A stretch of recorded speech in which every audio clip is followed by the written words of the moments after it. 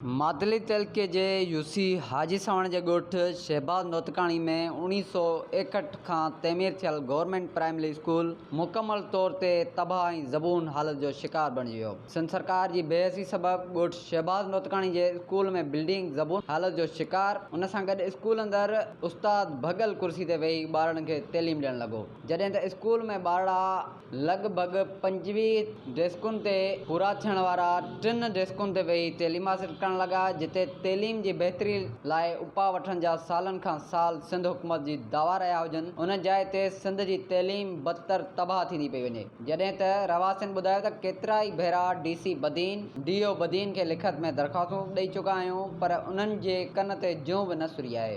असांजे स्कूल जेको ॻोठ जो तबाह थी वियो आहे, जंहिंजी का बिल्डिंग सही कोन्हे ऐं फर्नीचर बि कोन्हे। उस्ताद रोज़ अचे थो, ॿार वीचारा पट ते वेठा आहिनि ऐं बेंचूं जेके आहिनि न टुटल आहिनि, स्कूल जी टेबल कोन्हे, कुर्सी कोन्हे ऐं छित सफ़ा कंहिं कम जी कोन्हे। ॿार वीचारा परेशान आहिनि, काड़े में हिते वेठा आहिनि। राव शहबाज नौतकाणी जो ही स्कूल असांजो 1961 जो ठहियल आहे, जेको उन खां पोइ असांखे का बिल्डिंग कोन्हे मिली। बिल्डिंग जी हालत ॾिसो पिया, उस्ताद डेली अचे थो, शागिर्द तक़रीबन असांजा हिते ॻोठ में 500 घर आहिनि, शागिर्द 300 खां मथे आहिनि। हिते इन्वायरमेंट हींअर तक़रीबन 60-70 आहे।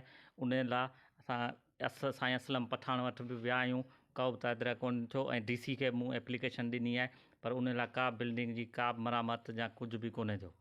वो आहे MNA मीर ग़ुलाम अली साहब ऐं हाजी मोहम्मद ॾाॾा हाले पोटो साहब ऐं तंज़ीला मैडम जेका मिनिस्टर आहे असांजी, केर बि असांजी ॿुधण लाइ तयारु न आहे। असां सिंध मिनिस्टर सरदार शाह खे अपील था कयूं, चेयरमैन बिलावल साहब ऐं सिंध मिनिस्टर सरदार शाह। 1961 में तइमीर थियल स्कूल सिंध सरकार खां मुकमल तौर ते विसरी वियो आहे।